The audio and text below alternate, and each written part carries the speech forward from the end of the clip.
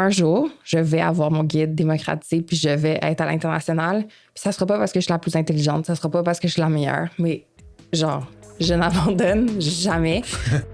What's up, folks? Bienvenue sur Ça se passe. Aujourd'hui, je jase avec Élise Tastet, fondatrice et CEO chez Tastet, une plateforme de découverte des meilleures adresses gourmandes. On parle de son solide parcours d'entrepreneur qui starte à 16 ans, de monétiser du média, de la distribution en SaaS, puis de ses débuts en produits. Alright, on passe au show. Let's go!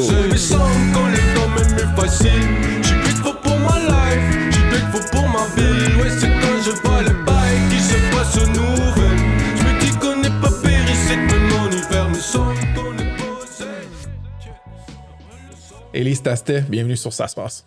Merci de m'avoir. Ça me fait plaisir. T'as bravé le froid pour qu'on puisse jaser. Ouais, moins 14 aujourd'hui. Moins 14 aujourd'hui avec un ressenti plus intense.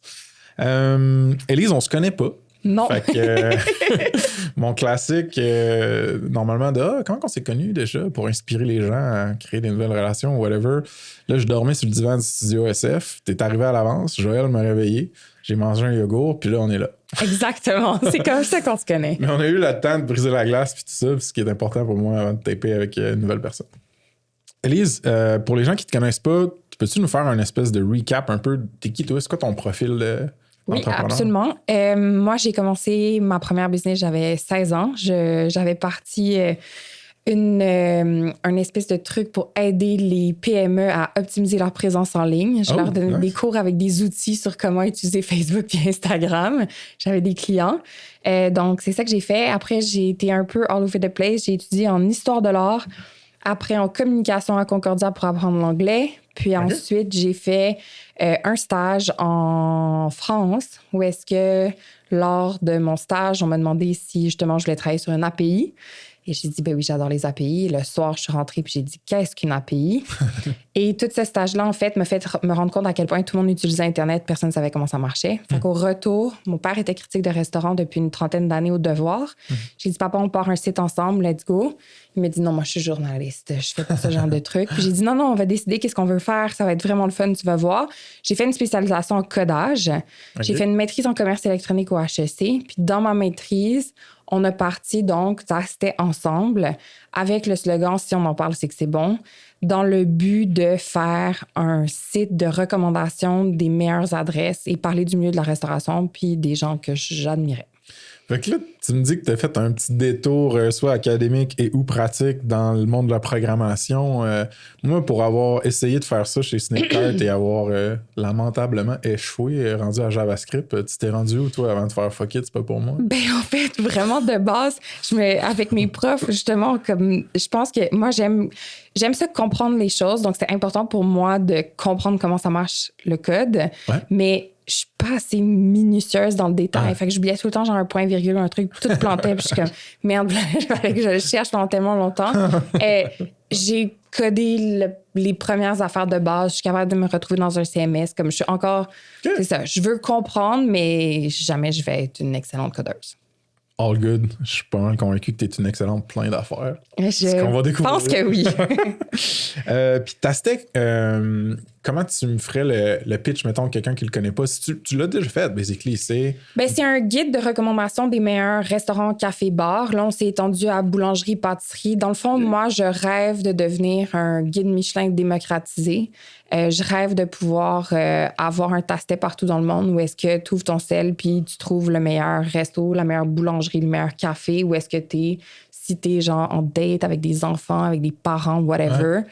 C'est ça mon rêve. OK.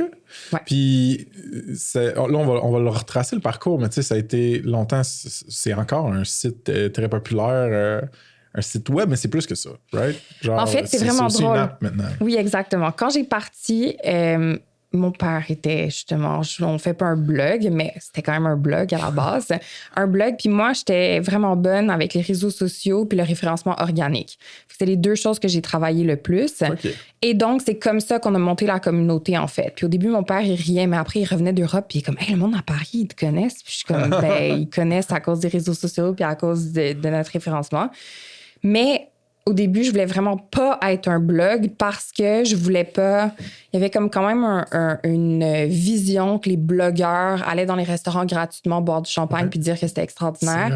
C'était tellement pas ça que je voulais être. Moi, je voulais créer vraiment une plateforme avec de la confiance. Je voulais avoir des critères d'analyse. Je voulais pas mettre ma face trop de l'avant au début parce que je voulais pas devenir le Ricardo de la restauration. Je voulais vraiment que le monde reconnaisse le brand, qu'on soit reconnu pour quelque chose. Sauf que là, après, récemment, quand Google a bloqué les médias, je suis comme, on n'est pas un média, on est un blog vraiment spécialisé. Fait que je suis revenue.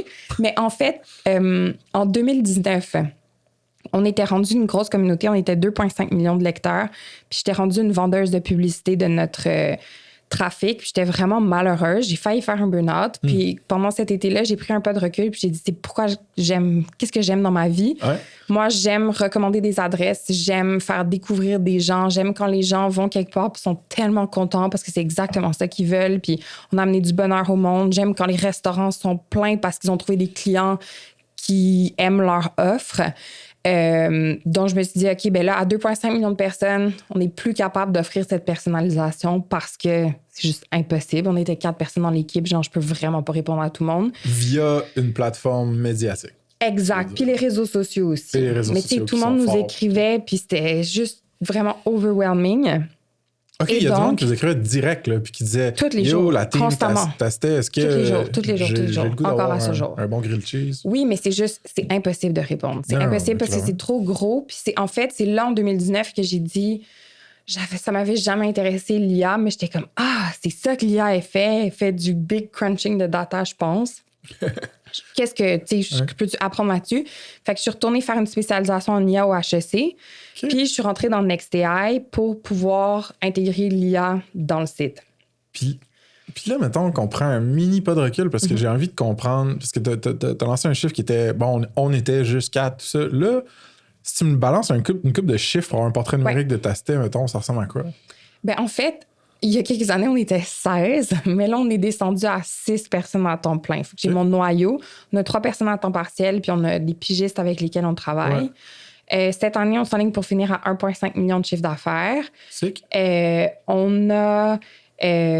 justement, 90% du revenu vient de la publicité. Jamais aucun restaurant, café, bar, aucune table ne peut payer pour être recommandé. C'est super important. Ça a toujours été le cas. Ça va toujours être le cas. On monétise notre trafic avec des pubs, par exemple, OpenTable, Air France, San Pellegrino, peu importe. Donc, dès que tu es une entreprise qui est en tourisme et ou qui touche à la bouffe, mais qui n'est pas un resto, tu peux faire de la pub. Ça, c'est à peu près 90% de notre revenu. Puis c'est ça. Là, en 2019, quand je suis allée faire ma spécialisation en IA, on est allé faire le ménage du data. Puis là, moi, justement, c'était mon rêve. Comment on fait pour rendre quelque chose que, justement, tout le monde me disait c'est impossible de faire de la recommandation de resto avec de la tech parce que c'est trop subjectif. Les expériences quand tu vas au restaurant, c'est vrai. C'est quand même vrai. Dans l'absolu, tu peux pas jamais dire que le service va toujours être à 100% puis ta soirée va être excellente. Mais moi, je pense quand même qu'il y a des points qui sont spécifiques où est-ce que si ces points-là rencontrent les points que le user veut, on est capable d'aller chercher un niveau de satisfaction qui est comme toujours très élevé. Donc, c'est le pari que j'ai pris. Puis on est allé justement faire le ménage du data.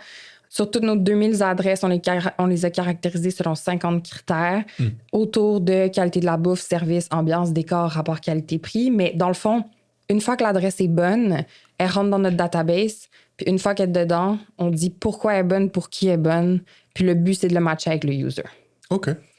Puis quand tu as décidé de lancer une application qui pourrait remplir cette mission-là de recommandation plus personnalisée, t'avais-tu déjà géré du monde quand même technique, mettons, dans la plateforme? I guess quelqu'un devait... C'est quand même un gros site, là. Tu devais avoir un WinDev. En fait, j'avais mon histoire avec la technologie. Un jour, je pourrais faire un film là-dessus. Okay. J'ai comme eu vraiment beaucoup de malchance. Et en fait, quand j'ai décidé de lancer ce truc-là, j'avais une partner tech qui rentrait avec moi. Okay. Mais on a essayé de lever du capital de risque, puis on n'a pas réussi. Et pendant cet essai d'aller chercher du capital, ma partenaire a quitté. j'étais vraiment triste. Et ensuite, ben, c'est enchaîné une foule de péripéties technologiques vraiment désastreuses pour moi encore pendant 1 an, pour que finalement, maintenant, là, on travaille avec un studio qui est devenu partenaire avec nous. Oh, nice. Qui nous aide à développer. Tu sais c'est qui? Oui, c'est Tractaire. Il nous a été recommandé par Zoo, justement. C'est nos partenaires tech, qui est l'incubateur de Guy Laliberté. Dans le fond, qui aide les entreprises de la culture à faire des virages technologiques puis développer une tech. Très cool. Je connaissais pas ça. Là, quand on se parlait tantôt, c'est la première fois que j'entendais ça. Il y a aussi A-List, Vicky Boudreau, qui est là-dedans. OK, super. Fait que vous êtes rencontrés dans le zoo. Ben, je la connaissais à cause de Bicom. Ah. Fait que ouais. Élise, ton père, avant que je bouge, il y a une affaire qui m'a accroché. T'as parlé d'une plateforme démocratisée ou de recommandation démocratisée. Oui. Explique-moi ce que ça veut dire, puis contraste-moi avec quelque chose qui n'est pas démocratisé pour toi dans ta tête. Pour moi, Michelin, c'est pas démocratique. Pourquoi? Parce que c'est juste du high-end.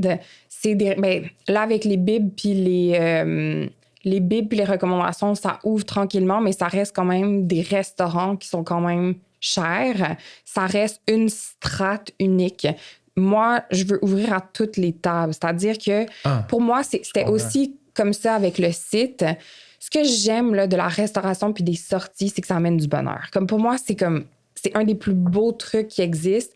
C'est quand même tellement le fun quand ta vie, c'est très compliqué, t'as plein de problèmes, c'est tellement tough. Tu sors avec des amis prendre une bière, t'as tellement de fun, tu rentres chez vous, puis pendant genre ces 2 heures, il y a eu une parenthèse dans toute ta vie, puis tous tes problèmes, où est-ce que t'as juste comme complètement oublié, puis t'as juste eu du fun. Pour moi, c'est ça la restauration, puis quand c'est bien fait, c'est ça. Puis je pense pas que aller souper au resto puis ça coûte 800 $ va nécessairement t'amener plus de plaisir que de manger un croissant avec quelqu'un que t'aimes. Puis c'est là où est-ce que moi, je veux que toutes ces expériences-là, le café, le croissant, manger un dessert qui est incroyable, des meilleures crèmes glacées, comme n'importe quoi qui est dans une table puis qui est de la bouffe, je veux être capable de le recommander, trouver les meilleurs, puis voilà. C'est ça démocratique pour moi. C'est beau, c'est comme démocratiser l'accès à ces parenthèses chaleureuses-là ou réénergisantes-là de vie.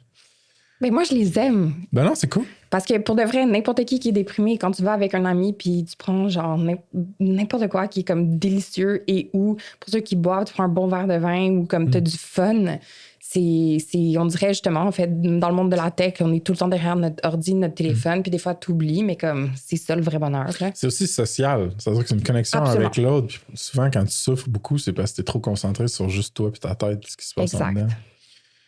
Fait que ton papa est critique ou était critique? Il fait ça pendant 35 ans. Non, il est comme semi-retraité. Ouais, j'étais allé stalker son profil sur Le Devoir, puis ça faisait une couple d'années là, que notre boy, il avait pas... Il a fait critique de resto pendant 30 ans, puis après, il a fait aussi le guide Resto-Voir pendant 7 ans. OK. Mais là, la vraie question, c'est qu'il était critique de restaurant, puis là, t'as dit tantôt qu'il était à Paris, puis tout, fait que j'imagine qu'il y a une certaine fine bouche. Mais la question qui tue, c'est genre, est-ce que vous alliez au McDonald's quand vous étiez jeune? Jamais. Jamais? Jamais. C'est quand la première fois que tu es allé au McDonald's? Je vais être vraiment honnête, j'aime même pas le McDo, puis je me sens tellement mal. Mon mari est obsesse par le McDo, il adore. C'est comme, genre, ça, puis le AWI, comme je peux pas croire que t'aimes pas ça, c'est tellement bon. Je peux apprécier, je comprends, je trouve que pour un modèle de business, genre, c'est des rois. Mais je trouve juste que c'est comme, je sais pas, moi, je vais aller au Paul Pazat ou je vais aller genre chez Tousignan puis je vais bien plus triper qu'aller au McDo. Fair enough. Ton père, au début, est-ce qu'il était impliqué dans carrément la business de Tastet? Mon père, c'est un journaliste, donc c'est pas un businessman. Moi, j'avais pas de modèle de business. Ma mère aussi, elle a une grande carrière, mais c'était une entrepreneur comme pour elle. Intrapreneur. Non, quand tu pars ta business. Travailleur autonome. Donc, tu sais, gérer un cash flow, comme gérer les employés, tout ça, genre, j'avais aucune expertise. Puis, j'avais pas non plus vraiment d'aide sur comment ça fonctionnait. Quand je suis revenue de mon stage en France, et j'ai dit, papa, on part une business ensemble. Ben, au départ, il était avec moi. Sauf que les rôles et responsabilités étaient vraiment peu clairs et lui venait de la vieille école. Donc, je raconte souvent cette joke, mais elle est quand même vraie. Lui écrivait des textes sur comme des poèmes sur le jambon de Bayonne puis le sel de Guérande. J'étais comme, yo, papa, tout le monde s'en fout. Puis il était comme, mais moi, ça m'intéresse. Je suis comme, cool, mais genre, personne ne l'a lu. Donc, clairement, ça intéresse personne. Je suis comme, tout le monde veut savoir, genre, Martin Picard, Normand Laprise, Charles-Antoine Crête, genre, tout le monde veut ces histoires-là. Il est comme, ben là, je les connais depuis toujours, ça m'intéresse pas. Je suis comme, mais moi, ça m'intéresse, que moi, je peux écrire. Puis en fait, c'est là où est-ce que moi, j'ai commencé à écrire et On se chicanait tellement, en fait, la première année qu'au bout d'1 an, il a quitté. Mais tu sais, de la merde, ton projet, je m'en vais. Puis là, j'ai dit super. Et donc, j'ai dit, ben, j'avoue que c'est un peu compliqué parce que c'est vrai que monter un modèle d'affaires où les restaurants payent pas, puis t'es un site de restaurant, c'était pas hyper facile. Mais je le voyais, puis j'étais comme, il faut que j'y arrive. Et donc, 1 an plus tard, on a commencé justement à monétiser le trafic. Puis après, c'est devenu de plus en plus facile. Et quelques années plus tard, je suis retournée le voir, puis j'étais comme, papa, si tu veux, tu pourrais revenir dans ce cadre-là. Tu pourrais nous aider avec, genre, justement, tout le knowledge des restaurants, puis les contacts. Le réseau, ouais, exact. Puis il me dit, OK, mais je dis comme ça, c'est ton carré de sable. Genre, est-ce que tu l'acceptes, oui ou non? Puis il m'a dit oui. Puis en fait, depuis qu'il est revenu, ça se passe extrêmement bien. I'm the captain now. Ben, un petit peu quand même. Mais il le sait. Il est vraiment, maintenant, j'avoue qu'il est comme, wow, genre, chapeau, j'aurais jamais pensé que tu aurais fait ça. Là. C'est hot, ce sentiment-là, hein? Quand même. Quand même. Très, très, très, très, très, très cool. J'ai 37 000 questions. Tu dis que... OK, parlons de ça, de volume, mettons, ou de moments critiques, de points où est-ce que tu as pu commencer à monétiser ton trafic. Tu te rappelles-tu, c'était genre... OK, Frank, j'avais une flotte de tant d'articles ou genre tant de writers, j'avais à peu près tant d'impressions de views, puis là, j'ai comme... Comment ça a commencé, la monétisation? Honnêtement, je devrais m'en souvenir. Je m'en souviens pas. Tout ce que je me souviens, c'est que mon premier client, j'avais un article sur les meilleurs restaurants, apportez votre vin. Ouais. Puis... Cossette m'appelle puis ils disent « Hey, la SAQ aimerait ça sponsor ton article des Apportez votre vin. » J'étais genre « Impossible. » J'étais comme le plus beau jour de ma vie. Je me suis incorporée. Exact. Mais non, c'était la première fois. Puis c'est là, en fait, que je me suis dit comme « OK, il faut dans le fond que je me trouve des commanditaires qui font du sens avec mon brand, qui viennent comme complémenter. » On travaille encore avec la SAQ en ce moment. Très cool. Mais je me suis vraiment dit « C'est quoi comme mon dream? » Puis il avait travaillé avec une compagnie de réservation de restaurants, travaillé avec une ligne aérienne, puis travaillé avec une carte de crédit. C'était comme mes rêves, là. T'avais mis ça où, là, ça? Dans ta tête? Ou non, j'avais un mur rempli de post-it sur comment je voulais que le site soit. Genre, je veux que chaque resto ait une fiche avec toutes les informations, une map, nice. Je veux avoir tous les trucs. Genre en français, en anglais, etc. On était tellement loin de ça. Puis... j'avais mes clients. Puis en fait, quand on a déménagé de maison, j'ai enlevé tout ça. Puis j'étais comme, je l'ai fait. Puis je suis comme, oh shit, on dirait que comme, je vois tellement tout le temps trop loin de qu'est-ce que je veux atteindre que des fois, j'oublie de célébrer, que comme il y a plein de choses que j'ai en ce moment que je rêvais d'avoir au début. Là. C'est une des affaires le plus tough à propos d'entreprendre, je pense. C'est que genre, tu veux vivre dans le futur, mais genre, il faut que tu te rappelles de enjoy les wins puis savourer le présent aussi, tu sais. Mais c'est pour ça, des fois, que comme faire des buts puis faire comme des petits touch points tous les trimestres et ou genre années, c'est quand même bon parce que des fois, t'es comme, OK, je suis encore pas où est-ce que je veux, mais ça, je l'ai fait. Et maintenant, genre, dans nos plus gros clients, Air France, Open Table, il me reste juste la carte de crédit à signer, mais c'est pas pire. Puis, est-ce que ton modèle d'affaires impliquait que tu devais utiliser certains outils technologiques sur le site? C'était-tu... Tu sais, la pub, comment tu l'insérais dans le site? C'était-tu genre hard-codé dans le site ou vous utilisiez des plateformes à la Google? Ben, en fait, il y a les Google AdSense là, que tout le monde fait. Moi, je trouvais que ça n'avait pas rapport. Aussi, on l'a utilisé quelques temps, puis genre, à un moment donné, je vais sur le site, puis à côté d'un truc de resto, il y avait un espèce de champignon de pied. Je suis comme, oh my God! Faut l'enlever. J'avais oublié de bloquer certains trucs. C'était pas idéal pour nous. Donc, vraiment, en fait, 100% de la pub qu'on fait est custom. Moi, je pitch à des clients et où les clients viennent me voir, puis on fait un 360. On fait du branded content, on fait, c'est ça, photos, vidéos. OK, fait que t'as de la prod médiatique, genre, dans ta team et où avec ton réseau. Absolument, genre, tout intégré. Ça ressemble à nous autres pas mal, hein? Puis on fait de l'affichage publicitaire aussi, pur et dur, mais c'est nous qui faisons les bannières, puis c'est nous qui les mettons. All right, folks. Un petit shout-out à Leviat Légal, partenaire certifié Ça se passe. C'est le cabinet tech-enabled pour tous vos deals, transactions, du financement VC aux stock options. Basically, des programmeurs en cravate. Donc, check them out sur saspace.com/partenaire avec un S. Puis manquez pas l'épisode 73 du pod avec Guillaume, le founder. Il y a des bonnes pépites. OK, de retour au pod.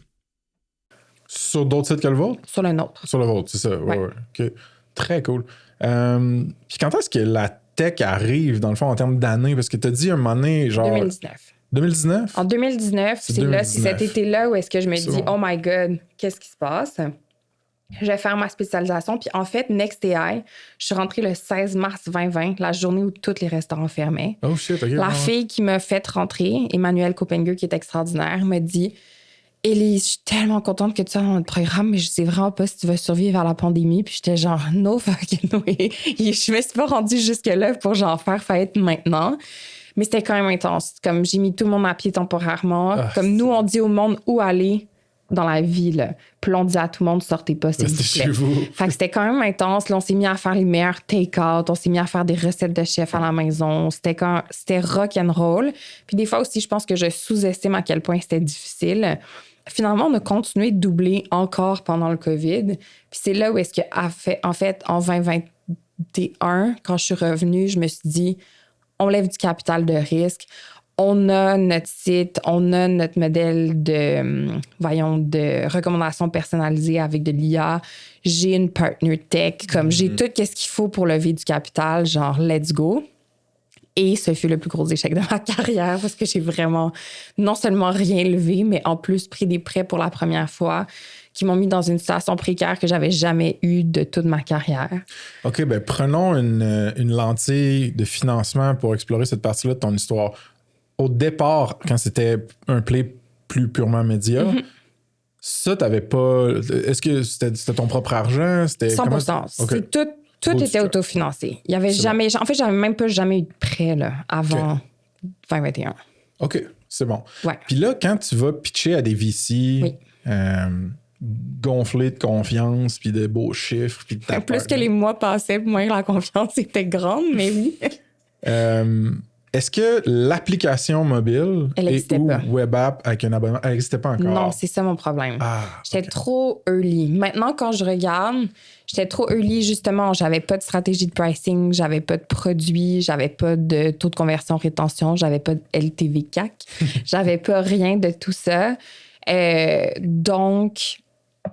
Maintenant, rétrospective, et aussi, on rentrait quand même dans des années compliquées. Là. Les taux de financement étaient à comme 7,5 la BDC. Fait que c'était juste... Tout était contre moi. Fait que je pense qu'il y a une part de responsabilité qui est moi, dans le sens où, justement, j'étais trop early, j'avais pas de produit, j'avais pas rien. Puis il y a aussi une grande partie qui était juste... C'était vraiment un mauvais timing. Puis voilà. Fait que là, t'as essayé de pitcher pendant combien de temps? 9 mois. Pendant 9 mois, as-tu une idée du nombre de pitchs ou du nombre de firmes auxquelles t'as pitché comme? Genre une cinquantaine. Tout à Montréal? Ou au Canada? Au Canada. OK. Ouais. OK. Puis là, une fois que ça fonctionne pas, c'est quoi ton next move? Qu'est-ce que tu dis dans ta tête? C'est là que l'app arrive, genre? Ben, en fait, on avait en plus fait un MVP où est-ce que j'avais eu des conversions et tout.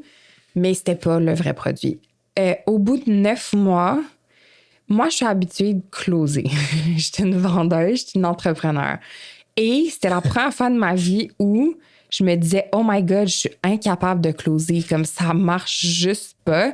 Puis je suis très, très, très résiliente. Je suis très, très, très déterminée dans la vie. Mais là, c'était en train de prendre un tour sur comme ma santé mentale aussi. Et au bout de 9 mois... justement, de me faire dire genre, genre, t'es vraiment nice, mais comme pas tant, tu sais. Je me sentais... Non, mais c'est vrai. Puis c'est là où est-ce qu'après, genre, j'ai lu comme 1 million de livres, puis j'ai devenu obsédée par le financement de capital de risque. Mais il y a tellement de parallèles avec dater. Puis moi, j'étais nulle à dater parce que, genre, I give it up all at once. Puis tout le monde est comme, garde un peu de mystère. Je suis comme, pourquoi? Je veux juste savoir si ça marche pas. Comme c'est pas très compliqué. C'était la même chose avec les VC. Puis là, ça marchait pas du tout. J'allais comme complètement dans un mur. Et c'est ça, au bout de 9 mois, j'ai regardé mon partenaire qui restait, puis j'ai dit, si ça continue, je vais faire un burn-out. On s'en va dans un mur. On est en train de burner du cash qu'on n'a pas en pensant lever un 2 millions de capital. Qu'est-ce qu'on fait? Je suis comme, donne-moi 5 jours. Là, je sais vraiment pas qu'est-ce qui va arriver. Puis là, je suis allée pendant 5 jours, genre littéralement m'acheter un carnet, puis j'ai fait du journaling. Je suis comme, voici la situation actuelle, voici ce qu'il faut qu'il arrive.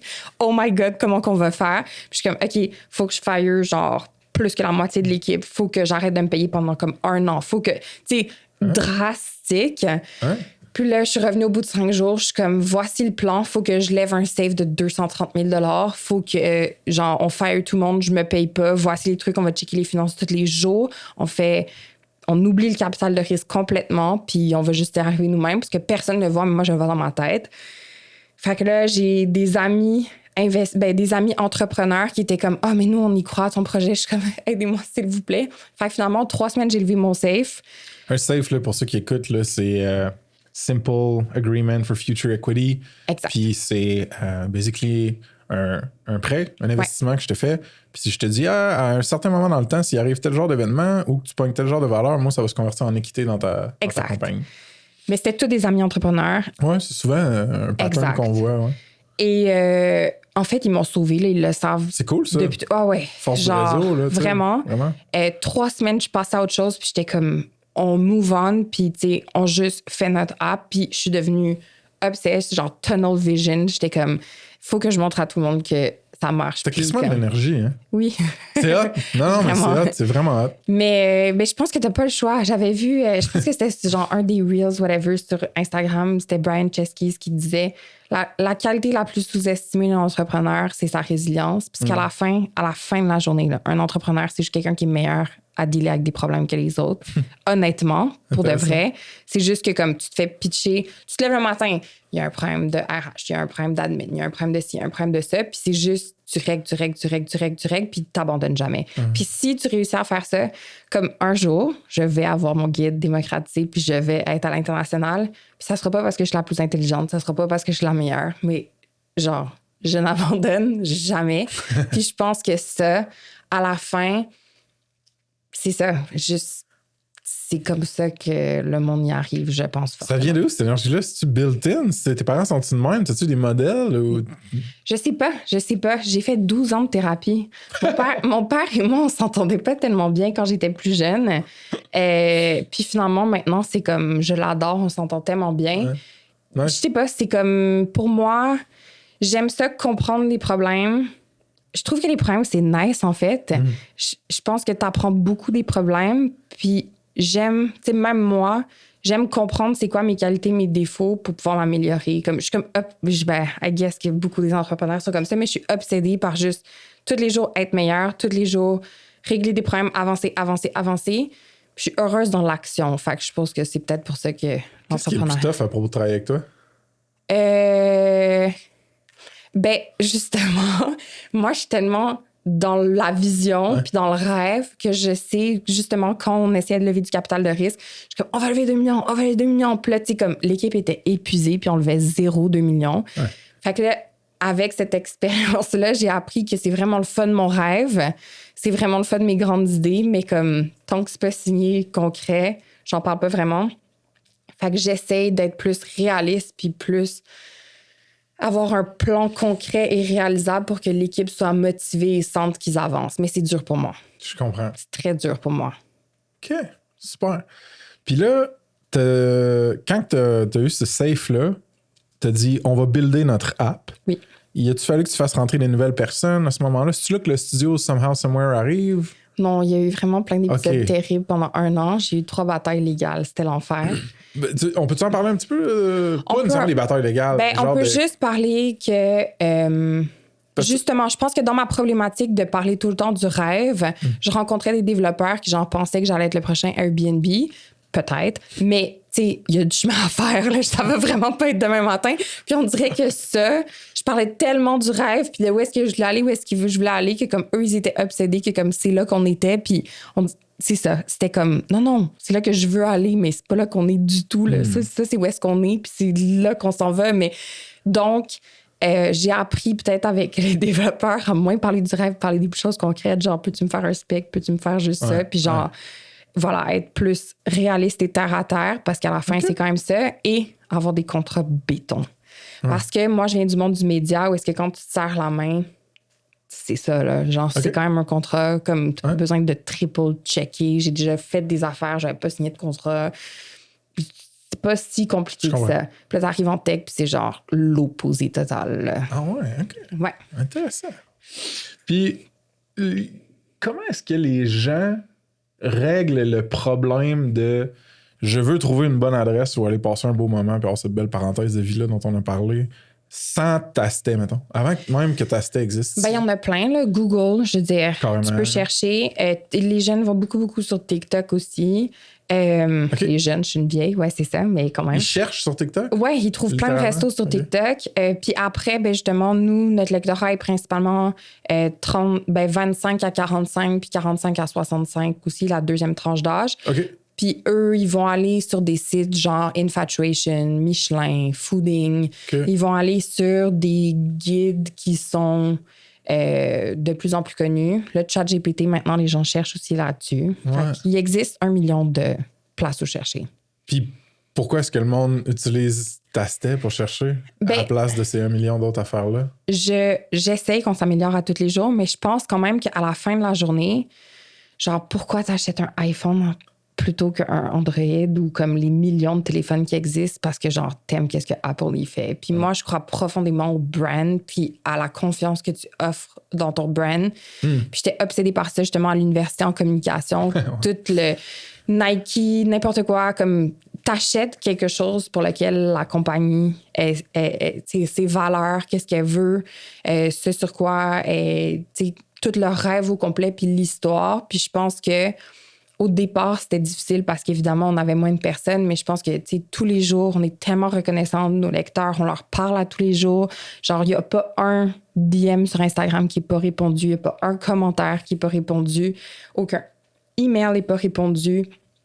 Fait qu'il y a cet engagement constant, puis quand on fait des erreurs, on est comme « Hey, on a fait une erreur », puis on s'excuse, puis on devient meilleur. Puis même avec l'application, c'est un des trucs que j'aime le plus, c'est qu'ils nous disent « J'aime ça, j'aime pas ça, j'aime ça, j'aime pas ça, j'aime ça, j'aime pas ça ». Ce qui est gossant, c'est que j'aimerais ça régler en 2 secondes, puis ça prend vraiment beaucoup de temps, mais genre comprendre c'est quoi qu'ils aiment, puis qu'est-ce qu'ils aiment pas, puis essayer de devenir meilleur, puis m'améliorer pour aller vers le produit le plus parfait possible, c'est un des trucs que j'aime le plus. J'ai l'impression qu'on a dansé autour de l'application, mais on n'est pas rentré dans le cœur. Fait explique-moi, grosso modo, là, c'est qui la personne type qui va utiliser ça? Ça va être quoi son expérience? Puis quel problème ou quelle action elle va prendre sur l'app? Là, je veux rendre ça concret. En fait, quand on a lancé notre algorithme de recommandation hyper personnalisé en 2022, moi, j'étais vraiment excitée. Puis on l'a mis sur le site, puis tout le monde était comme... Great que toi, t'adores le IA, mais moi, je veux savoir sont où les meilleurs burgers. Puis là, j'ai vraiment eu une claque dans la face. Je me suis dit, j'ai même pas écouté qu'est-ce qu'ils voulaient pour la première fois. Et donc, on s'est rassis avec tout le monde. On a fait des focus groups. Puis j'étais comme, qu'est-ce que vous voulez? Puis qu'est-ce qu'on règle pas avec le site? Puis ils nous ont dit, on aime vraiment la plateforme pour la découverte, les histoires, les portraits, qu'est-ce qui est comme derrière, puis comme continu.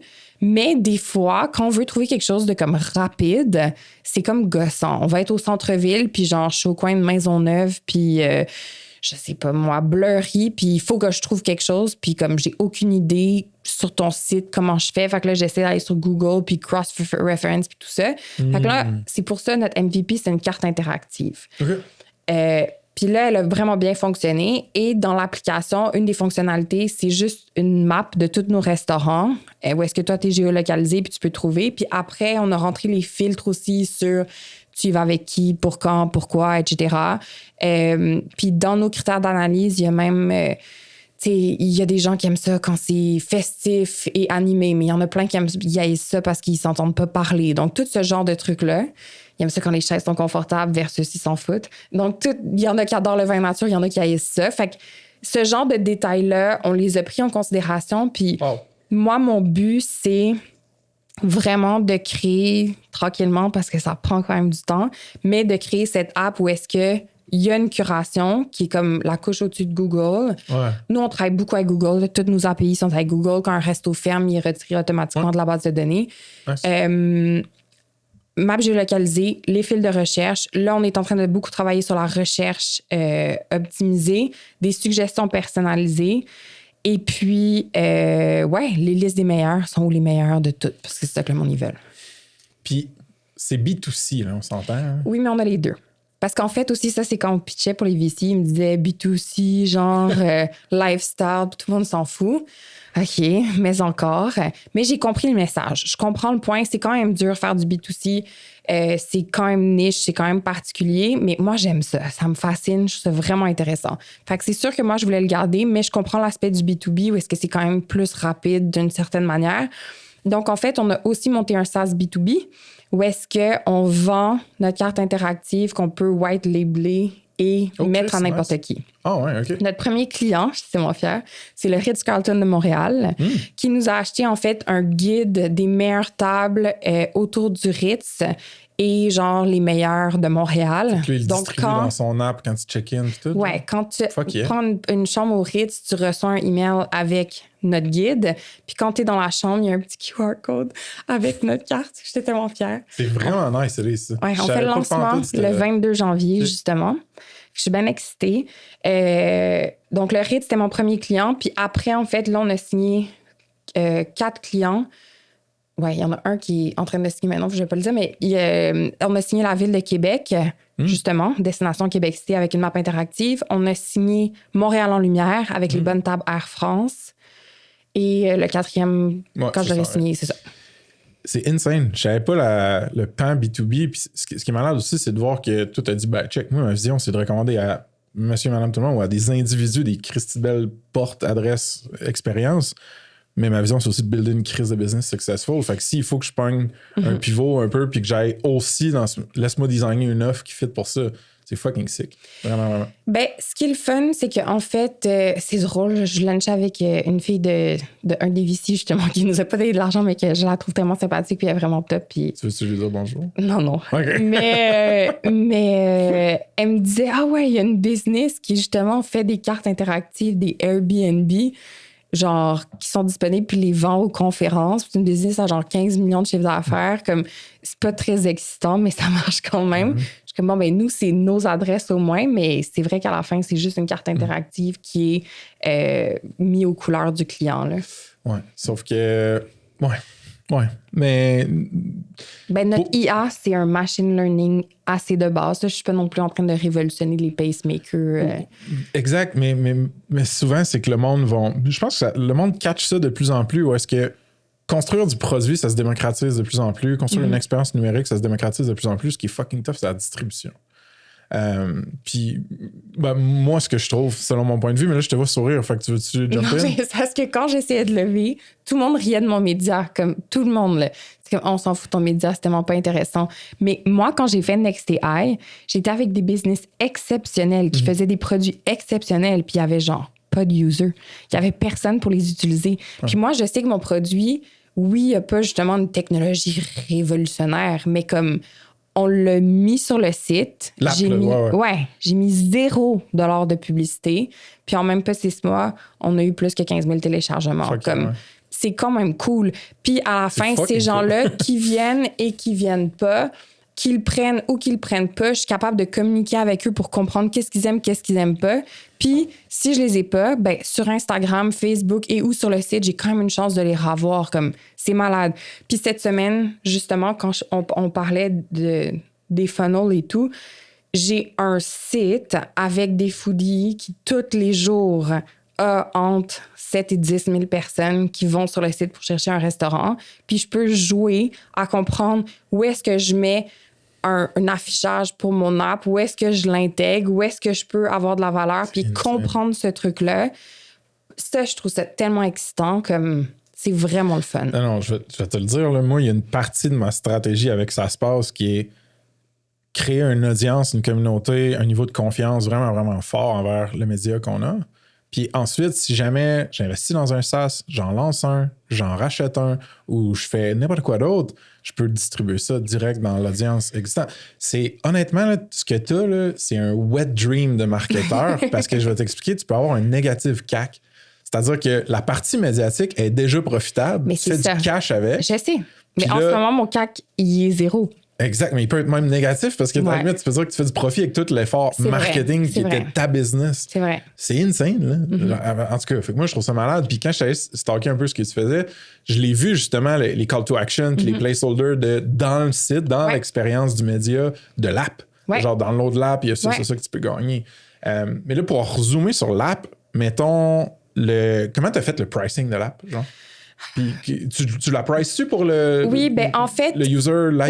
Oui, ça aussi, on a eu plein d'erreurs, là, mais moi, vu que tout était bootstrap 100%, nous, j'avais comme pas le choix de la mettre payante. Je sais que c'est un gamble, puis idéalement, j'aurais eu comme une version free avec certains features payants, mais comme on n'avait pas le temps, c'était trop compliqué, il y avait trop de whatever. Fait qu'on l'a parti où est-ce que c'était un peu abrupt, au bout de 48 heures, il fallait payer. Là, on a écouté les gens, puis ils étaient comme, you chill, toi. Oui, d'accord, merci beaucoup. Fait que là, maintenant, il y a 1 mois gratuit. Puis ensuite, il y a un abonnement mensuel annuel. Puis on a aussi lancé des passes pour les touristes. Donc, tu peux acheter une passe de 4 heures, 48 heures ou 1 semaine. Donc, ça, c'est pas un subscription. Un flat fee, ouais. Mais c'est ironique parce que finalement, maintenant, mes 2 produits les plus vendus, c'est mon yearly subscription puis mes passes de 4 heures. Puis en fait, les gens qui achètent des passes de 4 heures, quand ils en achètent 2 ou 3, ils finissent par acheter un subscription yearly. Fait que ça veut dire que t'as probablement du monde local qui se pogne une passe touriste pour tester. Fait que c'est basically rendu ton freemium. Ben, pas freemium, mais ton plan numéro 1, mettons. Oui, mais je veux améliorer le freemium. Dans le prochain mois et demi, là, c'est vraiment notre priorité, c'est optimiser le login de l'app, que je sais qu'il rend fou tout le monde. Rendre... C'est de la misère avec cette bout-là. Oui, j'ai de la misère. Rendre le freemium plus intéressant, puis en fait, faire une cohérence plus grande, parce qu'en ce moment, le site renvoie vers l'app, mais comme la cohérence entre l'app et le site, il faut vraiment qu'on la travaille cette année, justement pour que les gens, ça soit tellement clair que le contenu, l'histoire, le background est sur le site, puis le produit est dans l'app. Genre, l'aide de genre, je vais t'aider à trouver une place maintenant et où je veux comme te guider. Je te file, c'est bon. Fait que voilà. C'est des beaux défis, c'est vraiment hot. Oui, je trippe, j'adore ça. Non, ça paraît, c'est le fun, l'énergie contagieuse, c'est nice. J'aime vraiment ça. T'as-tu, j'essaie de me voir si je veux parler d'IA, mais dans le fond, NextAI, grossièrement, c'était quoi? Combien de temps ça a pris? Tu le recommandes-tu? J'ai adoré. C'est des profs extraordinaires. C'est du monde extraordinaire. Ils sont ultra passionnés. C'est des profs? Ça veut dire que c'est lié avec une université? Ou... Ben oui, c'est avec le HEC. OK, c'est ça. Dans le fond, tu rentres. Ce qui est intéressant, ben moi, à mon époque, ils m'aiment pas, mais il y avait une bourse. Je recommande fortement qu'ils la remettent. Il y avait aussi... Puis c'était pas une bourse qui était donnée. Il fallait que tu travailles comme un 5 mois, 2 mois, puis à la fin du programme. Là, ça, là. Prends pas d'équité. Okay. C'était vraiment comme si t'atteins tes goals, on te le donne. Fait que ça, c'est vraiment cool. Mais c'était le fun aussi parce que c'était séparé en 2 sections. Il y avait la section IA Business puis section IA Tech. Fait que dans le fond, la personne tech de ton entreprise reçoit une formation de genre Yoshua Bendra qui est comme wow. Puis nous, on a comme des profs qui nous aident à dire dans ta business comment tu peux rentrer l'IA. Fait que c'était vraiment le fun, cette dualité-là. Il y avait plein de cours intéressants, il y avait plein de profs intéressants, il y avait plein de gens intéressants. Puis là, c'est la première fois justement que je suis rentrée dans le milieu de l'IA à Montréal qui est exceptionnel. On est tellement chanceux. Je suis fascinée par l'IA. Genre, je lis là-dessus constamment. Je trouve que c'est absolument, genre, ça va révolutionner notre monde. En fait, il y a 10 ans, j'étais fascinée des réseaux sociaux pour leur proportion à, genre, amener les choses exponentielles. J'étais obsédée par ça, comme je trouvais ça absolument incroyable. Puis, finalement, c'est ça. Mais là, je trouve que l'IA, c'est un peu la même chose. C'est comme, genre, des trucs qui vont te prendre comme 5 heures, te prennent 1 seconde. Puis ils peuvent... Moi, je pense que justement, dans un complément de toutes les entreprises, ça peut tellement aider. Puis je crois pas jamais que l'IA va remplacer l'humain. Je pense qu'il va tellement aider l'humain. Puis je pense que, évidemment, il faut que la personne derrière ait des bonnes intentions. Puis il faut faire super attention parce que c'est tellement powerful. Mais... genre, moi, j'adore. Je trouve ça extraordinaire. Il y a une excellente infolette hebdomadaire, ça se passe.com, si jamais tu veux voir mes textes sur l'IA. Je vais m'abonner.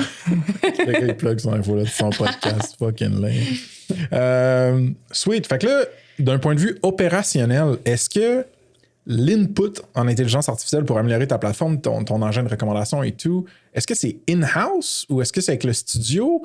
T'as-tu genre un ML engineer on staff ou une ML engineer on staff? C'est quoi le setup? En fait, avant, on était tous intégrés. Puis quand ils m'ont dit on s'en fout, on veut juste les meilleurs burgers, puis quand on a lancé l'app, en ce moment, dans l'app, j'ai même pas mon recommender d'IA.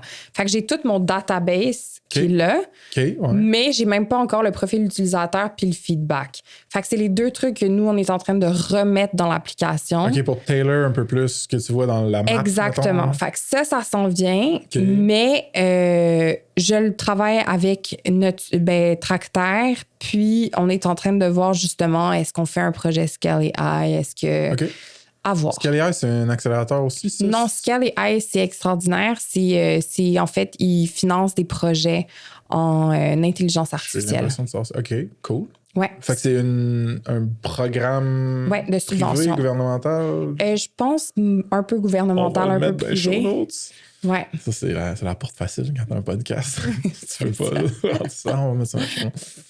All right, folks, un petit shout-out à Unicorn, partenaire certifié, ça se passe. C'est une firme d'experts en info nuagique, AWS, Amazon Web Services, qui ont les talents et les processus pour migrer, scaler, optimiser les infrastructures cloud pour les startups et les SaaS.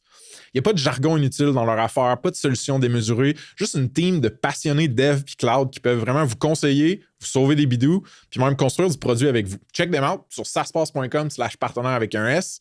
Il y a une solide entrevue avec le founder Éric Pinet. OK? De retour au pod. OK, fait que là, ça veut dire que... Mais est-ce que vous avez utilisé, mettons, des modèles existants? Puis... Non, on a créé notre modèle. Vous avez créé votre propre modèle? Oui. OK. Ouais. Puis là, Tracteur, oui. eux autres, ils ont les skills pour entraîner ça, optimiser ça. Oui, ils travaillent avec nous là-dessus. OK, cool. Ouais. Très cool. L'IA dans ton day-to-day à toi?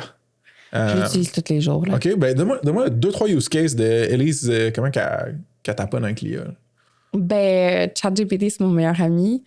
Je sais pas, je trouve que c'est juste extraordinaire dans le sens où ça va être des trucs genre, justement, là, il faut que je compare 2 tables de données. Puis là, à la base, ça m'aurait pris comme 5 heures à trouver c'était quoi l'erreur. Puis je suis comme, c'est quoi la différence entre ça et ça? Puis là, je l'ai, puis c'est genre incroyable. Ouais. La dernière fois, justement, en fait, on a pitché pour un nouveau projet qu'on n'avait jamais fait. Puis là, j'étais comme, est-ce que tu es capable de comme, nous aider à optimiser ce deck-là pour arriver à telle fin? Puis comme, oui, il change ABCDF. J'étais comme, smart. Ouais. Exactement. Gamma, c'est comme GAMMA.ai pour des decks. Générés par GenAI, c'est malade. Ouais. Mais juste, c'est fou. La capacité à juste t'aider dans ton quotidien, pour moi, c'est révolutionnaire. Là, comme si les universités, ça doit être très difficile pour eux en ce moment quand même. Ouais. Pour la partie médiatique de toute la business, t'as, j'imagine, genre un réseau de contractants qui, eux, rédigent. Oui. Puis là, ça change-tu avec l'IA, ça, un peu? Ben, en fait, on a une règle. D'ailleurs, on a dû la rentrer dans notre guide des employés. Là. Okay. Comme quoi, tu peux pas, admettons, comme demander à ChatGPT de t'écrire un article de A à Z. Ouais. Tu sais, ça marche pas dans le sens où, à la fin, on est quand même une business de contenu. Oui, je suis pas une journaliste, puis oui, les gens avec qui je travaille, c'est pas des journalistes, mais l'information, il faut que ça soit nous qui allons la chercher. On doit avoir une entrevue avec une personne puis aller récupérer de l'information. Ouais. Après, si ça veut nous aider à la traduction avant qu'on ait une relecture, genre, j'ai pas de problème. Fait qu'il est marqué qu'on fait une utilisation. Quand on l'utilise, on l'a, mais ça reste que ça peut pas tout faire pour eux. Comment tu dirais que tu as évolué dans ton rôle de fondatrice, de CEO? Ça fait à peu près 9 ans? Combien de temps? Ça va faire 11 ans. Mais... Ça va faire 11 ans. OK. Fait que mettons, tu me fais un delta ou un diff entre les premiers mois versus les derniers mois. Y a-t-il quelque chose qui a changé concrètement? Ben, en fait, au début de ma carrière, j'essayais de trouver un modèle d'affaires pour un site où les restaurants ne payaient pas, puis que je voulais faire de l'argent. Puis j'essayais que le monde de la restauration me prenne au sérieux. 10 ans plus tard, j'essaie de trouver un modèle d'affaires avec une application payante, puis j'essaie que le monde de la tech puis des finances me prenne au sérieux. Donc, je pense que c'est vraiment... j'ai plus confiance en moi dans le sens où je connais mes forces et mes faiblesses en tant que CEO, en tant qu'entrepreneur. J'ai pas mal d'expérience, évidemment. J'ai fait beaucoup d'erreurs et beaucoup de bons coups. Mais, je sais pas, moi, je veux jamais arrêter d'apprendre. Je suis obsédée par apprendre. Puis, le monde de la tech, le monde du SaaS, ça fait 6 mois que j'ai ça. Là. Donc, j'ai beaucoup à apprendre. J'apprends vite. J'essaye de moins me tromper, mais voilà. C'est cool. Ben là, impossible de ne pas te prendre au sérieux. C'est sur ça se passe. Oui, c'est ça. Le podcast tech numéro 1 au Québec. Mais, puis ton day-to-day, genre tes opérations, tu sais, dans ton histoire, au début, tu comptais un peu genre, je me suis mis à rédiger des articles quand j'avais convaincu mon père qu'on startait un site. Ouais. Et tu dois tu rédiges ça encore. Oui, je rédige encore des articles. Quand c'est des... comme le restaurant Mon Lapin va ouvrir un deuxième. Hey, j'étais allé pour la première fois. Ah oui, c'était-tu bon? C'est Simon Deben de Worklib qui m'a amené là avec une couple d'autres. J'espère que c'était bon pour eux. C'était bon en sac. OK. Mais ils ouvrent un nouveau resto là. Ah ouais. Puis comme, tu sais, c'est Mon Lapin, c'est Marco Vanilla. Fait que là, c'est moi qui l'écris. Okay, mais fait que j'ai quand même des... mais j'en écris beaucoup moins. J'ai une équipe extraordinaire qui s'occupe de ça. Ton day-to-day, comme? Ou? Mon day-to-day, honnêtement, je pense que je suis plus dans la gestion de problématiques qu'avant. Justement, quand les gens ils disent qu'au début, tu es vraiment les mains dedans, puis à la fin, tu finis par être plus gestionnaire, c'est quand même vrai, je pense. Ouais. Par contre, je suis vraiment quelqu'un qui aime ça, justement, être dans l'action puis faire des choses. Fait que je peux pas m'enlever complètement de ça, puis sinon, je vais être trop triste. Donc, il faut que je continue à garder des trucs. Je suis vraiment, vraiment impliquée avec le produit technologique. Ouais. Fait que ça, tu sais, tous les jours là-dessus, c'est moi qui envoie les courriels à tous les gens qui se désabonnent pour comprendre pourquoi ils se désabonnent. Puis genre... Ouais, c'est bon que tu fasses ça. Ouais, mais non, mais ça me passionne. J'aime vraiment ça comprendre pourquoi. En fait, même admettons la critique négative, j'adore. C'est juste avec respect. Comme oui, si tu me dis là, t'es de la merde juste pour me dire que t'es de la merde, je trouve que ça sert absolument à rien. Mais si tu me dis comme hey Lise, genre ça marche pas ce que tu fais parce que ABCDE, je trouve ça plate, ben je sais que ABCDE, je dois le travailler, puis c'est intéressant pour moi. OK.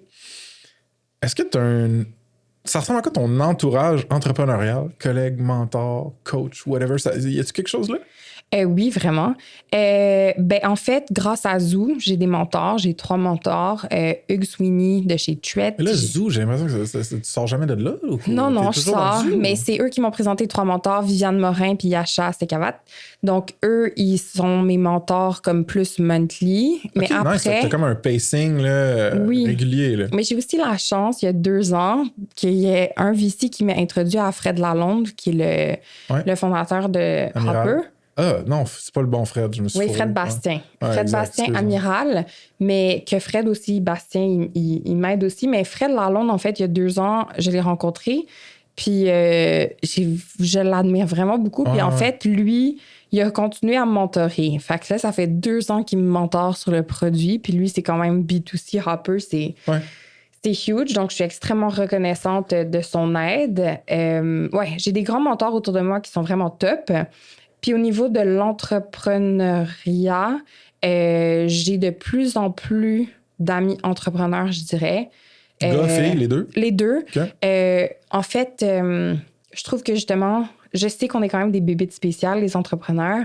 La job prend tellement une grosse partie de ta vie, même si tu le veux pas, parce que c'est tellement ton bébé puis ton obsession, que à la fin...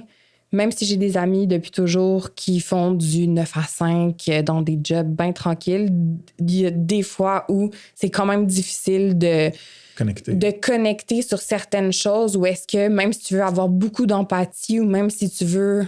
Tu sais, on parle pas de job quand on se voit parce que c'est qu'on parle d'autres choses. Exactement. Exact. Mais c'est ça. Autour de moi, j'ai beaucoup de gens entrepreneurs. Puis en fait, j'ai beaucoup de gens entrepreneurs dans le milieu de la bouffe aussi.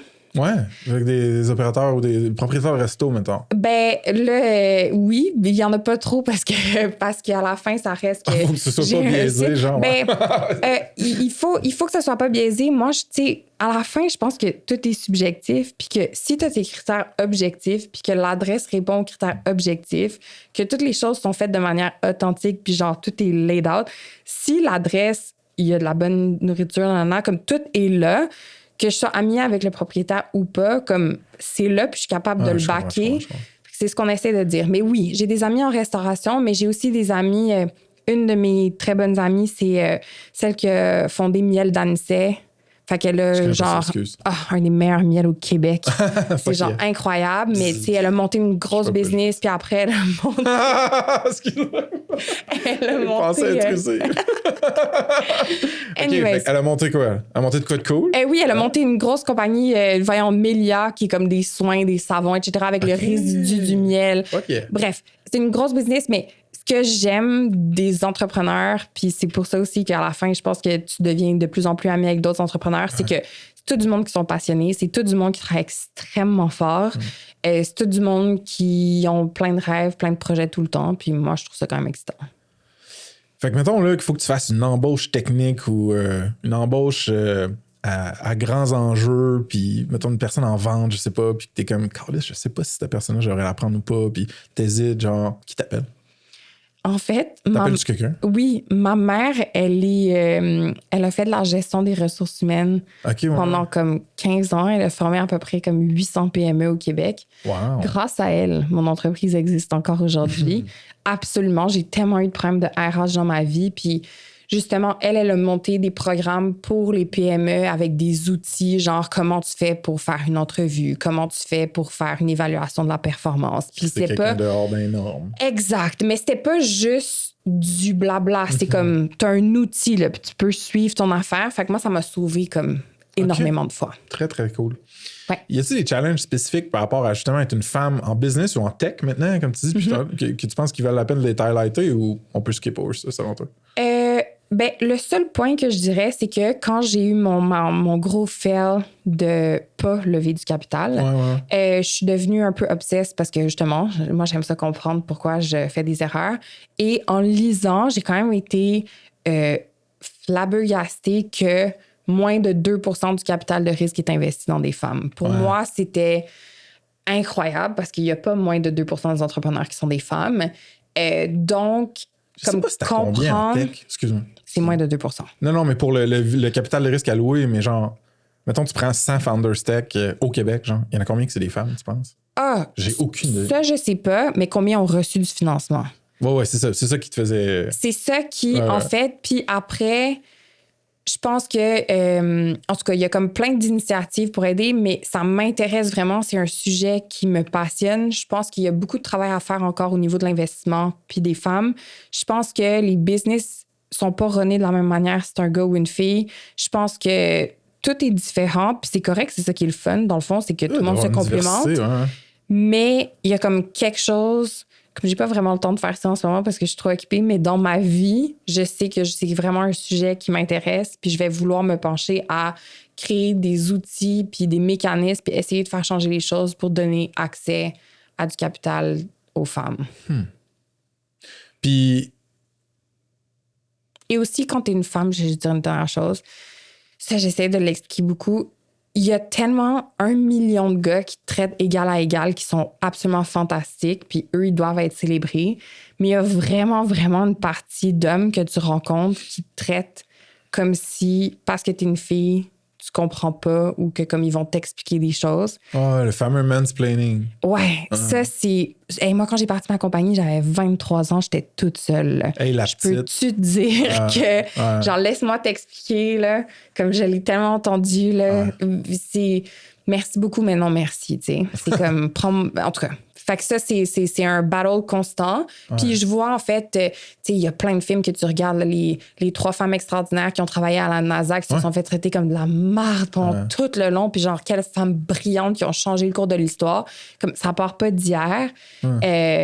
Mais grâce à toutes ces femmes-là, on a la chance d'être dans le sphere, mais il y a du travail à faire encore, je pense. Mais tu l'utilises comme un anti-signal, dans le fond, cette espèce de look ou de regard réducteur ou de pas te prendre au sérieux, que c'est genre, OK, ben, que ce soit un employé, partenaire, financier, investisseur, whatever, je suis comme, fuck it, si je sens de ça me fait un anti-signal de move on, genre. Ah non, mais ça, c'est sûr que je move on, mais ça crée... Moi, quand tu me... Ben, c'est ça, c'est probablement un traumatisme, mais moi, quand tu me dis, genre, t'es de la merde, ça va pas fonctionner, je crois pas en ton truc, c'est comme ça fait sortir genre une espèce de feu, puis je suis comme oh my god, comme faut que j'y arrive 100 fois plus. Comme il y a 1 mois, je suis allée à un rendez-vous avec un banquier qui m'a fait conduire 41 minutes pour m'installer dans un cubicule puis me donner une leçon de comptabilité puis m'expliquer que si je suis en affaires, c'est vraiment parce que lui m'a permis d'être encore en affaires parce que sinon j'aurais fait faillite. Puis j'étais comme oh my God, genre, je peux pas croire que rendu au point où est-ce que je suis rendue dans ma carrière, je me fais encore parler comme ça. Puis au bout de 22 minutes, j'étais genre, OK, je pense que la discussion est terminée. Puis je suis partie. Puis j'étais tellement fâchée. Puis dans la voiture, je me suis dit, faut que je gagne. Faut que je gagne parce que un jour, faut aussi que je puisse dire... Ah, voilà, tu y croyais pas, hein? Vraiment, tu y croyais pas, mais ça t'as le fameux chip on the shoulder que plusieurs entrepreneurs, gars ou filles, ont, mais dans ton cas, il y a ce fuel-là, c'est... Oui. OK, fair. Fait que ton acquisition de clients, là, c'est-tu genre un peu un no-brainer d'en parler? En voulant dire pour l'app, c'est-tu j'ai le média Frank, j'ai une petite grosse audience sur les médias sociaux, je funnel une partie 100%. De ce monde-là dans mon app, genre? 100%. Okay. C'est ça, mais c'est intéressant. Puis en ce moment, si je pars du funnel complet, mon taux d'acquisition est pas excellent. Fait qu'il faut que je fine-tune des choses. Le taux de conversion, mettons, à je deviens payant, mettons? Exact. Okay. Faut que je comprenne, tu sais, qu'est-ce qu'il faut que je change. Puis moi, je trouve que c'est le fun parce que justement, en fait, il me coûte rien. Fait que c'est ça quand même la grosse différence. C'est que c'est vraiment juste comme un jeu de Tetris, de jouer à des trucs puis voir est-ce que ça marche, est-ce que ça marche pas, qu'est-ce qui marche, pourquoi ça marche, de le comprendre. Mais oui, c'est quand même utile. Et je recommande, en fait, mais il y a moi, j'adore, après, il y a plein de gens qui l'aiment, moi, je l'adore. Alexandra Cooper, qui a Call Her Daddy, elle vient de signer un truc de podcast, 125 millions de dollars. C'est la femme la plus payée en podcast de l'histoire du monde. Mais elle a monté une communauté gigantesque, puis elle monétise cette communauté-là. À la fin, aussi, quand on parlait de la compétition, etc., comme tout le monde a des communautés, mais moi, ma communauté, ils aiment le brand. Puis genre, ouais, puis je suis reconnaissante, comme on leur donne du love aussi, on veut les aider, on veut les comprendre. Fait que, ouais. C'est très cool. Tu monétises clairement encore la partie média, là? Ouais. Bon. Fait que ça veut dire que t'as-tu un inbound, beaucoup de demandes d'annonces, d'affichage? Oui. Puis est-ce que tu dois investir beaucoup en outbound? Tu sais, t'as dit, là, je t'ai rendu quasiment à faire de la vente pour tout le temps. Ça veut-tu dire que c'est les deux? Genre, ça m'intéresse, c'est très personnel. Oui. Honnêtement, au départ, je faisais beaucoup plus de outbound, comme je faisais 75%, même plus. Au début, je faisais 95% de outbound. Mais plus, en fait, que ta communauté grossit, plus que, en fait, le inbound... En ce moment, comme 80%, c'est du inbound, qu'on fait juste répondre à la demande puis choisir les clients qu'on veut. Puis moi, les contrats, tu sais, Air France, je suis allée chercher. Là. J'ai travaillé longtemps. Là, je suis tellement reconnaissante. Mais mes North Star que comme je rêve d'avoir, eux, je les travaille. Ouais. C'est hot, ça m'inspire vraiment pour des trucs avec ça se passe aussi, fait que je suis content. Fais-toi les petits post-it, là, c'est qui que tu veux pourquoi pas? Ouais. On va faire ça, je t'enverrai une photo. Cool, j'ai le goût qu'on parle un petit peu... Parce qu'il y a quelque chose que je me suis rendu compte avec ça se passe, c'est que avec quelques satellites autour du noyau qui est la compagnie, tu sais, on est deux là, salariés, c'est Joël puis moi, puis avec quelques petits satellites de consultants ou de contractants vraiment, vraiment sharp qui rentrent de façon chirurgicale sur des trucs, on peut accomplir vraiment beaucoup. Ouais. Puis je trouve que c'est de plus en plus vrai, genre, aujourd'hui, là, avec toutes les fractional C-suite, avec tous les gens qui géographiquement sont partout et qui font du code ou qui font du copy ou du design, whatever. Roughly, ton split, toi, mettons, dans tes OPEX de le monde vraiment sur ton payroll versus des collaborateurs plus à l'externe, tu sais, t'en es où, genre, là-dedans? Avant, moi, au départ, j'étais comme obsédée à créer de l'emploi. J'ai aucune idée pourquoi. Là. Je voulais embaucher des gens. J'étais obsesse par ça. Pour moi, une business qui marchait, ça avait plein d'employés. Puis là, en fait, quand on a failli comme foncer dans un mur avec la non-levée de capital, j'étais comme, ça change-tu vraiment quelque chose? En fait, je pense qu'il y a des postes clés qui doivent absolument être à l'interne. Mais... il y a plein de pigistes exceptionnels avec qui on travaille qui font très, très, très bien leur travail. Puis en fait, ils ont quand même une liberté. Puis toi, tu as aussi pas 18% de DAS à payer puis plein d'autres affaires. Je pense qu'un mix des deux, c'est vraiment the way to go. Ça peut être sain, ouais, exactement. Mais non, mais pas juste ça. Nous, quand on ouvre des nouvelles villes, comme là, on a lancé Paris, puis on va lancer Toronto pour avril, j'ai 2 personnes. J'ai une photographe puis une personne qui écrit. C'est tout. Okay. J'ai pas besoin de plus. Toute la gestion est à l'interne chez nous. Okay. Puis ça fait marche. Que roughly, dans le output de Tastet au complet, c'est-tu 10% à l'interne, 90% en contractant? Ou non, c'est comme 40% à l'interne, 60% en externe. OK, quand même. Ouais. C'est crissement intéressant. Puis ouvrir une nouvelle ville, pour vous, ça veut dire générer la masse critique de entrevues, relations, expériences pour recommander des adresses, c'est-tu? Exact. C'est trouver... Nous, on l'a vraiment mappé, là, c'est avoir une vingtaine de listes, les meilleurs cafés, les meilleurs lunchs, les meilleurs brunchs, les meilleurs... Comme toutes. c'est autour de 300 adresses au départ, puis après, ça peut grossir jusqu'à comme 1000. Ça, ma ville est ouverte avec ça. OK.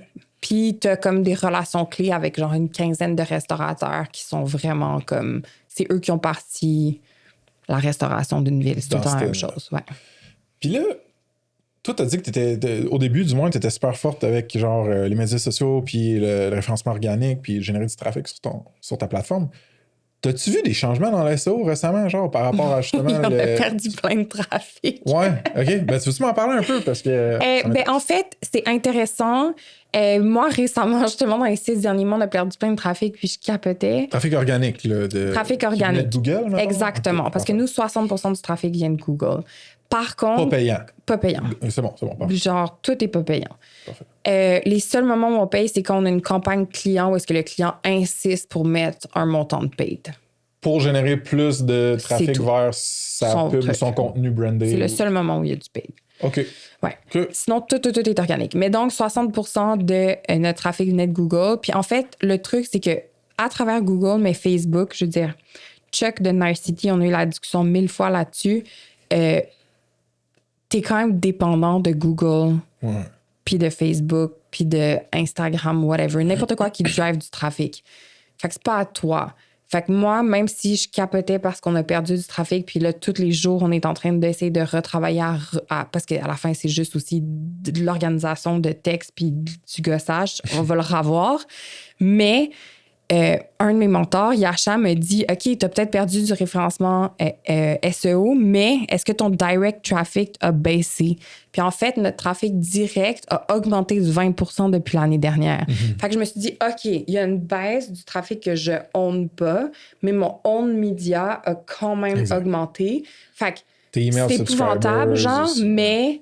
C'est pas si pire. Les email subscribers, c'est génial. Ça, c'est ton own media. Le monde qui tape directement sur ta plateforme, il est à toi. Exact. Là. Ils sont connectés avec la brand, ils sont pas référés par un algo ou une plateforme. C'est crissement intéressant. Par contre, le monde qui te trouve via Google, c'est le top de ton funnel. C'est genre, non, mais je le veux. Là. Je travaille tous les jours à la revoir. Ne t'inquiète pas. Là. Mais pourquoi tu penses que vous avez perdu du trafic? C'est-tu parce qu'il y a eu des changements d'algo dans Google? C'est parce que... Non, on a tellement changé à droite, à gauche. Il y a eu des problèmes avec le site. Il y avait trop de pages 404. On a fait comme c'était des trucs vraiment de base. On l'a vécu chez Snip, je me rappelle. Puis nous, c'était le seul canal d'acquisition qu'on avait. Là, fait que j'étais là... On a perdu combien de pourcentage du trafic? J'étais là... Si je le retrouve pas, genre, ma growth a... Ouais. C'était... Ouais. Mais ça m'a convaincu que d'avoir ta propre communauté, d'avoir tes propres emails, le owned media un peu, ou le owned audience, mettons, là, c'est ça, man. Le plus tu peux, genre. Puis même si t'en as 10 fois moins, ça vaut 10 fois plus. Absolument. Ouais. Nice. Fucking sick. Trouves-tu ça difficile, embaucher puis garder du bon monde, de façon générale? Oui. Après... Un peu comme avec les clients, on a quand même cette chance-là que nous, toutes les semaines, on reçoit des CV. Genre, constamment. Ah ouais, parce qu'il y a tellement de monde qui tripe sur la brand, puis vous êtes tellement connus. Fait que ça, c'est vraiment comme, je touche du bois, on est tellement chanceux. Fait que, tu sais, même admettons, la dernière fois, j'avais besoin d'une adjointe administrative, puis genre, je mets un post, puis genre, plein de monde nous écrit. Puis je suis comme, waouh, ça, c'est vraiment fort. Et ça, c'est le pouvoir d'une audience. Hey, quand on a fait j'ai fait un post qui expliquait même pas qu'on faisait le pitch party, la compétition là, que je t'avais parlé. J'expliquais pas c'était quand, c'était où, ça allait prendre combien de temps, whatever. J'ai fait un post, y a-tu des underdogs, SaaS founders qui voudraient peut-être faire un pitch? Yo, on a eu 20 applications. C'est de même. C'est ça n'a génial. rien coûté, c'était un post sur LinkedIn. C'est ça. Quand j'ai voulu faire une embauche, quand Joe est rentré, c'était genre, ça fait 5-6 mois, en tout cas, whatever. J'ai eu 5-6 applications. Mais là-dedans, il y en avait une qui était une perle, tu sais. Ouais. Puis encore une fois, j'ai pas eu besoin de passer par des chercheurs de tête ou chasseurs de tête. Chercheurs de tête. Fait que, tu sais, il y a tellement beaucoup de pouvoir à avoir ça. Hey, Michelin s'en vient pour le printemps, OK? Moi, c'est quand même... C'est comme dans ta saison, genre? Non, mais c'est comme... C'est un compétiteur, mais il vaut 38 milliards de dollars Michelin. Là, comme on est vraiment, vraiment très, très, très, très loin de ce qu'ils font. Puis ça fait 100 ans qu'ils existent. Mais ils arrivent au printemps. Quand ils sont arrivés, c'est sorti combien d'argent avait donné le gouvernement du Québec puis tout pour les faire venir. Moi, j'ai juste fait un cri du cœur. J'ai fait un cri du cœur sur LinkedIn, Facebook, Instagram, où est-ce que j'ai dit hey, ça fait 10 ans qu'on promouvoit la gastronomie du Québec, qu'on ne demande pas une scène aux restaurateurs, que comme qu'on essaie de travailler avec les offices de tourisme, puis c'est vraiment compliqué. Je suis genre, why? Comme c'est vraiment cool qu'ils viennent Michelin, mais comme je peux pas croire qu'on aide autant un joueur international puis on n'est pas capable d'aider les locaux. Juste mis ça. Je l'ai mis, pouf. Je suis passée radio, télé. J'ai eu la chance de rencontrer la ministre des PME du Canada. Genre, je suis en train d'avoir des discussions avec des gens qui vont comme changer le cours de ma carrière. Puis je suis comme, wow, j'ai juste mis un post sur LinkedIn, Instagram, Facebook. Là. C'est quand même incroyable. L'asymétrie entre la fucking tournée de RP, la valeur des impressions et des connexions que tu as faites avec un post LinkedIn, c'est insane. Je sais. Puis ça me fait quasiment chier de dire ça parce que les fucking médias sociaux, des fois, on est écœurés, man. On est comme, hey, man, je suis tanné de nourrir la bête, je suis tanné de checker mes notifications, d'être accro. Moi, j'ai de la misère avec ça, c'est un de mes défis, mais genre, calisse après ça quand t'en as besoin, genre. Ouais, bon, c'est un asset. Trop cool. Y a-tu des drapeaux verts ou des drapeaux jaunes ou rouges? J'ai dit beaucoup de couleurs. Y a-tu des drapeaux en entrevue de genre, ça c'est un mauvais signal, ça c'est un bon signal que t'as remarqué au cours de ta carrière, ou s'il y en a un qui te vient en tête? Des fois, quand tu poses une question, puis tu poses une deuxième question, puis une troisième question sur le même sujet, puis la personne, elle patine, puis genre, elle sait pas de quoi elle parle. Ouais. J'ai aussi appris que les références, souvent, la personne est vraiment capable de bien bluffer en personne, mais quand tu parles à la personne qui l'a embauché avant, comme c'est un peu moins rose. Fait que je check toujours les références. Puis à la fin, j'aime mieux quelqu'un qui est un tout petit peu moins peut-être qualifié, mais qui a le bon comportement puis l'attitude avec comme de la débrouillardise puis des qualités qui rejoignent toute notre entreprise, que quelqu'un qui est hyper qualifié, mais que le comportement est plus compliqué. T'en checkes un minimum de références? Tu dis-tu, mettons, au moins 3 ou genre... Ouais, c'est ça? Ouais. Puis tu leur fais faire des tests au monde qui t'embauche? Oui, 100%. Tout le monde. Tout le monde? Tout le monde. Test pratique. Cool. Peu importe. Tu es impliqué à la 16 que vous avez, j'assume que tu es encore impliqué là-dedans dans l'embauche. Y a-tu une erreur top of mind, là, vraiment, qui te passe par la tête que tu voudrais partager par rapport à ton parcours? Mon faire de financement. De juste... OK, mais comment tu la décrirais, cette erreur-là? J'ai vraiment eu une bulle au cerveau que c'est pas parce que tout le monde lève... Comme, on dirait que comme dans le monde des startups, pour que ta startup réussisse, il faut que tu aies levé du capital. Genre, c'est vraiment... Je me sentais comme ça. Je trouve que c'est pas vrai. C'est comme une fausse réalité, mais... Un peu. Après,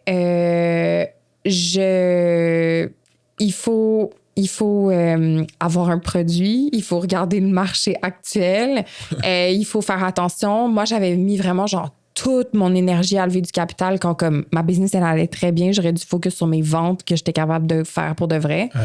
Ce que je ne ferai plus jamais.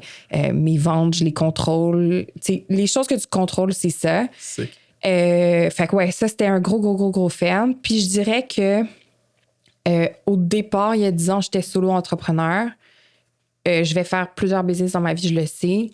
Jamais je vais être solo entrepreneur ever parce que je veux comme je trouve que c'était tellement difficile à faire quelque chose qui n'existait pas. Puis les journées où c'était vraiment compliqué, j'étais tout le temps toute seule. Puis ça, j'ai trouvé ça dur. Après, j'ai eu aussi des complications avec des partenaires, mais je pense que l'apprentissage que j'ai fait, c'est je veux toujours avoir des partenaires pour le futur, mais 2 choses dans les partenaires. Je veux trouver des gens qui, oui, ont les mêmes valeurs, veulent la même chose que moi, mais ont aussi la même volonté de travail que moi.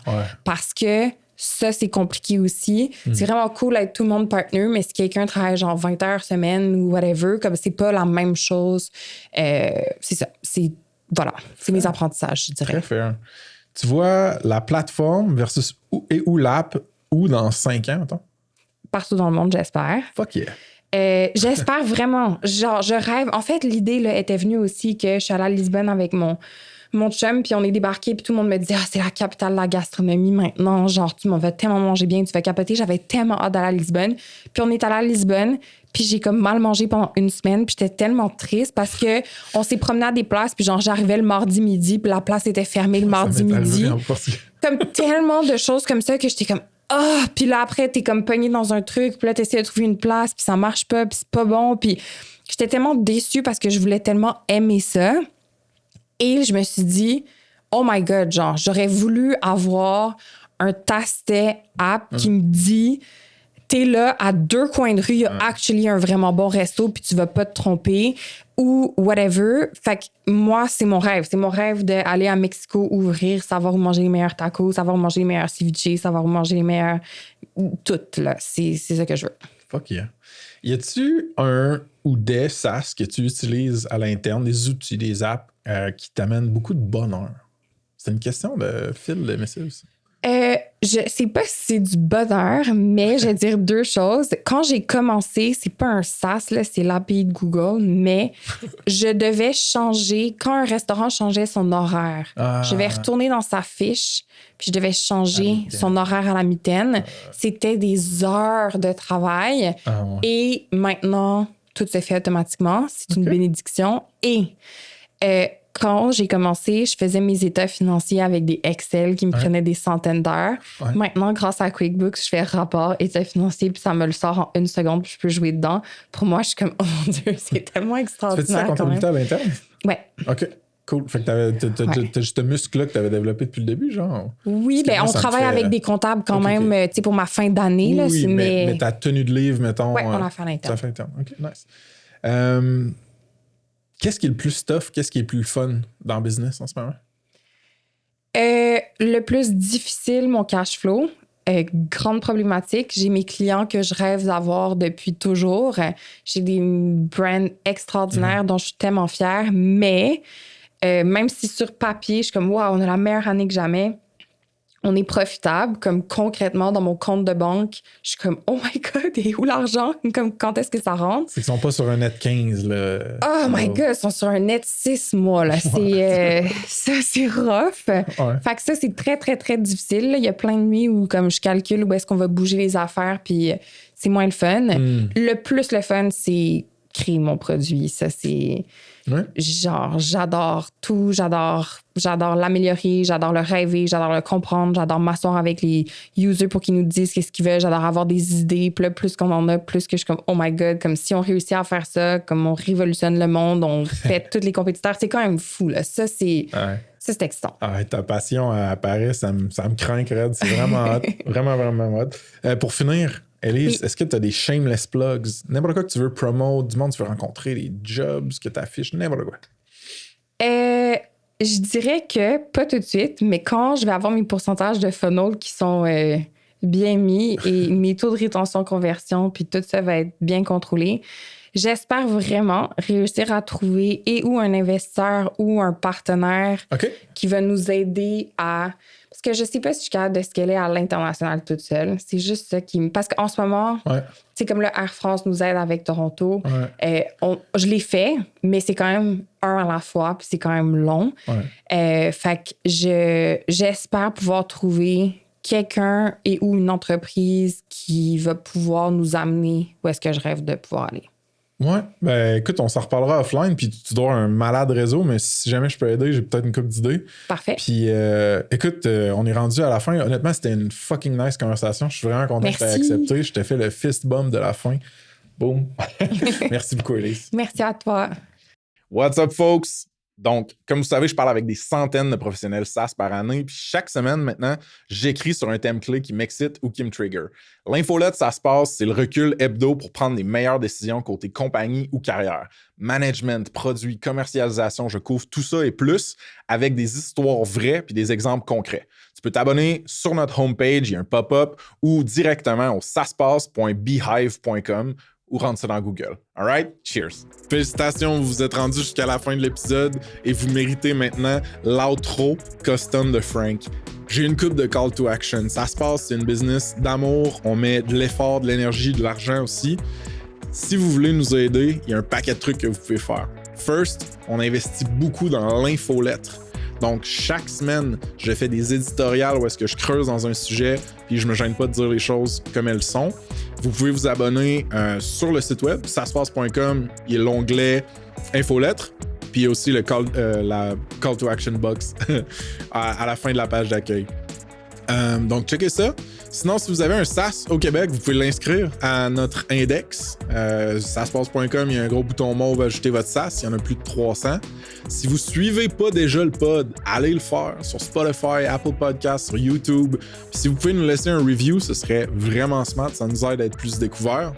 On a un job board aussi. Si vous voulez poster une job ou trouver une job en SaaS au Québec, SaaSpace.com/emploi avec un S. Un gros merci à tous nos partenaires certifiés qui financent et supportent beaucoup SaaSpace. Vous avez Léviat Légal pour tout ce qui est avocat, droit, besoin dans ce genre-là. Le Chiffre pour finance, fiscalité, comptabilité. Baseline pour tout ce qui est accompagnement en AI. Vous avez Coveo, un employeur certifié qui offre des carrières de feu dans un scale-up. Fait que merci à ce monde-là, encore une fois. On fait aussi des événements en présentiel très cool, souvent presque tout le temps sold out. Vous pouvez nous suivre sur Eventbrite pour être au courant de ça, ou on en parle sur le pod aussi. Et puis finalement, last but not least, suivez-nous sur les socials, donc LinkedIn, Instagram. C'est là qu'on poste toutes les nouvelles sur la compagnie, mais le nouveau content qu'on fait aussi au niveau du pod, des events, etc. Fait que c'est ça. Merci d'avoir écouté jusqu'à là. Cheers!